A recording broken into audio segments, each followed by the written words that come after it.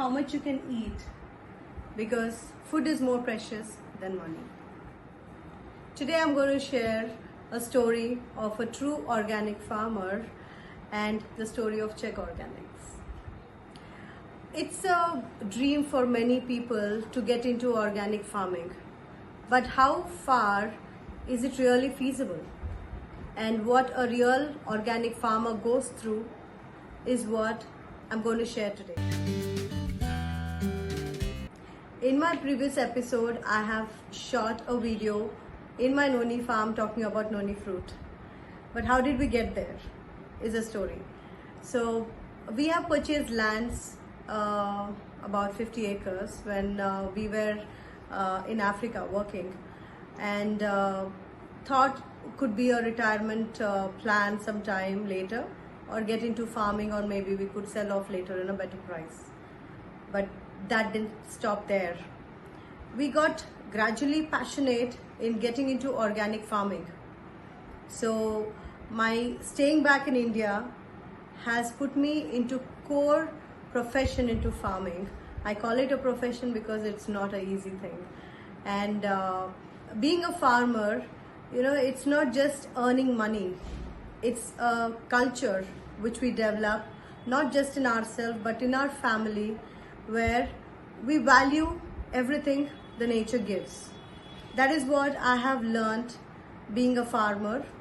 Though I don't really farm like how a real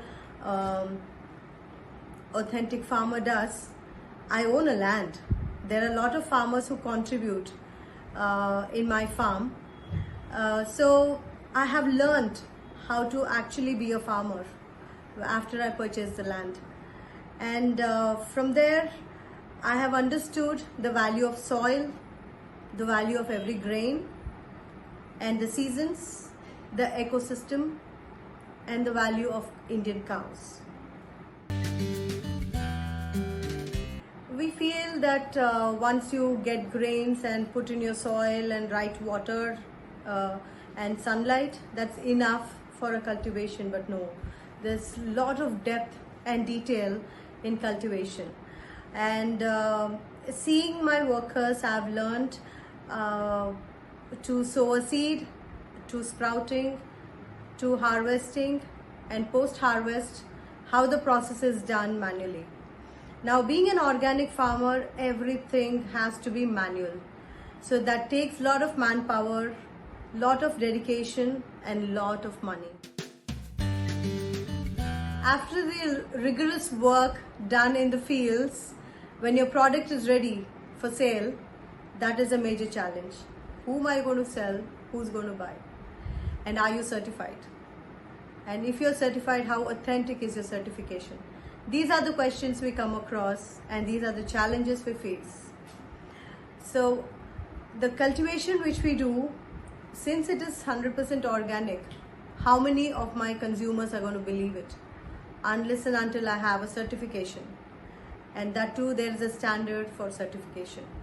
All my farm should be plastic free, pest free, and it has to be organic pesticide.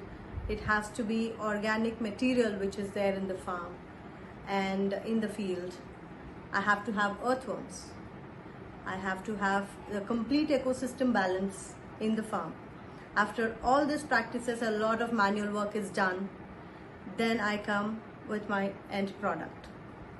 But I land up with a disappointment that there's no right purchase.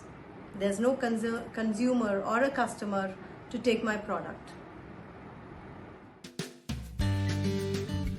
Pure organic products have less shelf life. This is just the surface of what I was talking in this episode. In the coming episodes, I'll be talking the real-time challenges which we have faced, and you would really understand the value of having an organic farmer. Namaste.